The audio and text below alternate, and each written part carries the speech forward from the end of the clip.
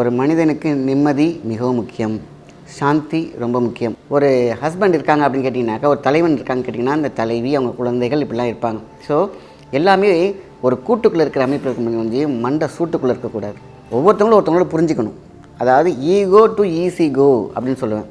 என்றைக்குமே family மெம்பர்ஸ்கிட்ட ego இருக்கவே கூடாது. ஈகோ தான் மெயின் நிம்மதி கெட்டு போகிறதுக்கு காரணம். நீயா நானா, இது வேணவே வேண்டாம். எல்லாமே பாச பணிப்பும் பிறப்புக்குள்ளே இருக்கிறது தான் வாழ்க்கை. ஸோ அதனால் குடும்ப நிம்மதிக்கான ஒரு சூப்பர் பரிகாரம் நம்ம முன்னோர்கள் சொல்லியிருக்காங்க.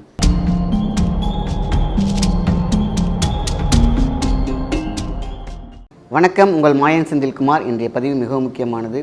ஒரு மனிதனுக்கு நிம்மதி மிகவும் முக்கியம், சாந்தி ரொம்ப முக்கியம். ரெண்டுமே சேர்ந்துச்சுன்னா, சாந்தி அப்படின்னு கேட்டிங்கன்னா எல்லோரும் நினைப்பாங்க ஒரு எண்டு அப்படிம்பாங்க. அப்படி கிடையாது. மன அமைதி அப்படிங்கிறது தான் சாந்தி. அதனுடைய நிம்மதி அப்படிங்கிறது வந்து பார்த்திங்கன்னா எல்லா சௌகரியமும் கிடைச்சிச்சுன்னா ஒரு நிம்மதி கிடைக்கும். ஒரு ஆசைப்பட்டது நிறைவேறுதா, அது ஒரு நிம்மதி இருக்கும். அப்பாடா, நான் வந்து சேர்ந்துட்டேன். உங்களுக்கு கூடயே இருக்கிற ஒரு ஆள் எங்கேயாவது தூரம் போயிருப்பாங்க, மிஸ் அண்டர்ஸ்டாண்டில் இருந்திருப்பாங்க, இல்லைன்னா காணாமல் போயிருக்கலாம், இல்லைனா லேட்டாகும். கிட்டக்கு வந்தோன்னே பரிதவிச்சிட்டு இருந்த ஒரு மனசு அப்படியே அப்பான்னு நிம்மதி ஆகும். பார்த்திங்களா, அதுதான் நிம்மதி. சாந்திங்கிறது தான் நம்மளுடைய எல்லா விஷயங்களையும், கோபதாபங்கள் எல்லாத்தையும் சாந்தி பண்ணுற விஷயம். ஸோ நம்மளுடைய நிம்மதியும் சாந்தியும் சேர்ந்தாக கிடைத்தால் எல்லாமே பலமாகும். ஒரு ஹஸ்பண்ட் இருக்காங்க அப்படின்னு கேட்டிங்கனாக்கா, ஒரு தலைவன் இருக்காங்கன்னு கேட்டிங்கன்னா, அந்த தலைவி, அவங்க குழந்தைகள் இப்படிலாம் இருப்பாங்க. ஸோ எல்லாமே ஒரு கூட்டுக்குள்ளே இருக்கிற அமைப்பு இருக்க வந்து மண்டை சூட்டுக்குள்ளே இருக்கக்கூடாது. இந்த மண்டை சூடு அப்படிங்கிறது தான் மிகப்பெரிய ஒரு அம்சம். ஒவ்வொருத்தவங்களோட புரிஞ்சுக்கணும். அதாவது ஈகோ டு ஈஸி கோ அப்படின்னு சொல்லுவேன். என்றைக்குமே ஃபேமிலி மெம்பர்ஸ்கிட்ட ஈகோ இருக்கவே கூடாது. ஒரு பிஸ்னஸில் ஈகோ இருக்கணும், ஒரு படைத்தலைவனுக்கு ஒரு ஈகோ இருக்கணும். அப்போ தான் அவனால் நடத்தி கொண்டு போக முடியும். ஆனால் அந்த ஈகோவே அதிக ஈகோவாக இருக்கக்கூடாது. ஒரு கட்டுப்பாடுக்கு தான் அந்த ஈகோவே தேவைப்படும். ஆனால் வீட்டுக்குள்ளே இருக்கவங்களுக்கு தலை முதல் பாதம் வரை சரணாகதியாக இருக்க வேண்டும்.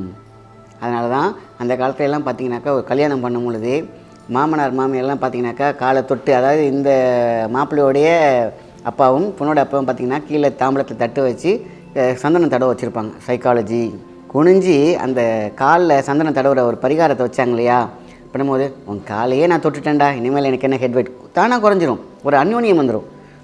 அந்த முறுக்கு இருக்கும் இல்லையா, அதெல்லாம் இல்லாமல் நார்மலாக அவன் காலை தொடும் பொழுது, குனிஞ்சி தொடும் பொழுது, இந்த சந்தனத்தை வைக்கும்பொழுது உனக்கு நான் நிகராகிட்டேன், என் ஃப்ரெண்டுங்கிற மாதிரியான இந்த தலைக்கணம் அந்த அதோட முடிஞ்சிடும். அதுமாரி தான் அவங்க சொன்ன இந்த பரஸ்பரம். அதேமாரி தான் ஈகோ கோஸ் டு ஈஸி கோ. அது எல்லாத்தையும் இந்த காதில் வாங்கி இந்த காதில் விட்டாக்கா எந்த விஷயமா இருந்தாலும் விஷயம். இதை இந்த காதில் வாங்கி மனசில் விட்டோம்னா அது விஷயமா அப்படிங்கிறத நம்ம எடுத்துக்கணும். லைஃப்பில் நிறைய விஷயங்களை கடந்து ஓடிக்கிட்டே இருக்கணும். சில விஷயங்கள் நடந்து நம்ம பக்கத்துலேயே வந்திருக்கும், அதான் விஷயம். அதை நம்ம என்ன பண்ணணும், நிழல் மாதிரி நம்மளோட பிரச்சனைகள் கூட இருக்கணும் லைஃப் லாங். இதுதான் கலியுகத்தோடைய மிகப்பெரிய விஷயம். ஆனால் நம்ம அதை திரும்பி பார்க்கக்கூடாது. அதனால் நம்ம பாட்டு போயிட்டே இருக்கணும். ஸோ அதனால் நிம்மதி எங்கே கெட்டு போகுதுங்கிறதுக்காக தான் நான் இதை சொன்னேன். ஈகோ தான் மெயின் நிம்மதி கெட்டு போகிறதுக்கு காரணம். நீயா நானா, இது வேணவே வேண்டாம். உனக்குள் நான், எனக்குள் நீ, எல்லாமே பாச பணிப்பும் பிறப்புக்குள்ளே இருக்கிறது தான் வாழ்க்கை. ஸோ அதனால் குடும்ப நிம்மதிக்கான ஒரு சூப்பர் பரிகாரம் நம்ம முன்னோர்கள் சொல்லியிருக்காங்க. நிறைய விஷயங்கள் சொல்லியிருக்கோம். இது ரொம்ப சிம்பிள். நம்ம வீட்டில் இருக்கக்கூடிய 5 பெட்டி, சீரகம் ஒரு கைப்பிடி எடுத்துக்கோங்க, தட்டு, ஏலக்காய் 2-3 உடச்சி அதை உள்ளே போடுங்க. ஏலக்காய்ங்கிறது சாதாரண விஷயம் கிடையாது. ஏலக்காவுடைய வாசம் வீட்டில் இருக்கக்கூடிய நெகட்டிவிட்டியை உடச்சிடும். மனம் பிரிஞ்சு கிடக்கிறாங்க பார்த்திங்களா, அந்த வைப்ரேஷன் வந்து கெமிஸ்ட்ரி லாக் ஆகி கிடக்கிறதுங்க, அது ஒன்று சேர்க்கக்கூடியது ஏலக்காய். ஏலக்காய் வாயில் போட்டு மென்னுட்டு ஒருத்தவங்கள்ட்ட பேசி பார்த்திங்கன்னா அவங்கக்கிட்ட இருக்கக்கூடிய மனத்தாங்கல் உடையும். ஏன்னா அது வாடை வசியத்தை கொடுக்கும். அப்படி தான் செல்வாக்கு கொடுக்குறது ஏலக்காய். அதனால் நிறைய வாட்டி காலையில் எழுந்திரிச்ச உடனே ஏலக்காய் 2-3 மென்று சாப்பிட்டுட்டு அந்த வாசத்தோடையே போயிட்டு பாருங்கள், நீங்கள் சொல்கிற வாக்கெல்லாம் பழிக்கும். ப்ளஸ் மட்டும், மைனஸ் வேண்டாம். ஆக இது ஒரு அட்ராக்ஷன் கொடுக்கும். அதனால தான் சீரகம் ஒரு கைப்பிடியும் 4-5 ஏலக்காய் வச்சு மேலே பச்சை கற்பூரத்தை வச்சு ஏற்றணும். அவ்வளோதான். எப்போது, வெள்ளிக்கிழமைகளில் நீங்கள் இந்த வீட்டில் வந்து அழகாக ஒரு தட்டு வச்சுக்கோங்க. அதில் வந்து ஒரு கைப்பிடி சீரகத்தை வச்சுக்கோங்க. சீரகம் ஃபுல்லாக எரியிற மாதிரி இருக்கட்டும். அந்த கற்பூரம், ஏலக்காய் ஃபுல்லாக எரியிற மாதிரி. பத்தலையா இன்னும் கொஞ்சம் கற்பூரம் போட்டுக்கோங்க. வீட்டில் இருக்கவங்களாம் சுற்றி உட்காந்துக்கோங்க. இல்லையா யாரும் இல்லையா அவங்க பேரை மைண்டில் வச்சுக்கோங்க. அதே இதை நம்ம தெய்வத்துக்கும் காட்டலாம். காமிச்சிட்டு அப்படி வீடு ஃபுல்லாக காட்டுங்க. உங்களுக்கு முன்னாடி உட்கார வச்சு அதில் உட்காந்துக்கோங்க. ஒரு யாகம் மாரி கூட செஞ்சுக்கலாம். ஆக சீரகமும் ஏலக்காவும் தான் மெயின் இன்க்ரீடியன்ஸ். இது பச்சை கற்பூரம் சேர்க்கணும், இல்லை நார்மல் கற்பூரம் கூட போடுங்க. அது எரியும் பொழுது அந்த ஜீரகம்லாம் எரிஞ்சிடும். அந்தளவுக்கு கற்பூரம் போடுங்க. சரிங்களா? இப்படி எரிந்தாலே போதும், வேறு எதுவுமே தேவையில்லை. வீட்டில் நிம்மதி 100% வரும். ஏன்னா சீரகம் அகத்தை மட்டும் சீர் செய்வதில்லை, நிம்மதியையும் கெட்டு கிடக்கு பார்த்திங்களா, அதையும் சீர் செய்யும். இந்த பூட்டுன்னு சொல்லுவாங்க, பூட்டு வாழ்க்கையில் வெளிச்சம் வர பூட்டு பூட்டி கிடக்கும் பார்த்திங்களா, அதை திறக்கும் சாவி சீரகம்.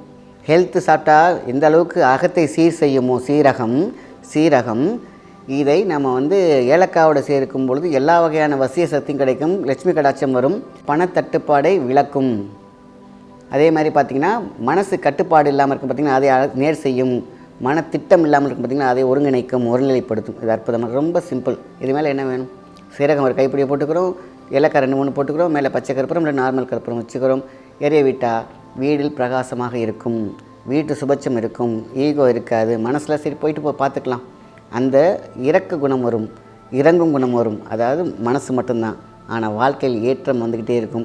ஏன்டா இத்தனை நாள் நம்ம இவ்வளோ கஷ்டப்பட்டோம், ஏன் நம்ம இந்த வார்த்தையை விட்டோம், ஏன் இந்த மாதிரியான மனசு புண்படுபடி பேசணுங்கிற மாதிரிலாம் தெரிய ஆரம்பிக்கும் நம்மளை கஷ்டப்படுத்தியிருந்தா. ஸோ 2 கப்புள்ஸில் இருக்கக்கூடிய தம்பதிகளில் சண்டைகள் விலகும், குடும்பத்தில் உள்ள சண்டைகள் விலகும், நிம்மதி பிறக்கும், காசு தானாக வந்து சேரும்.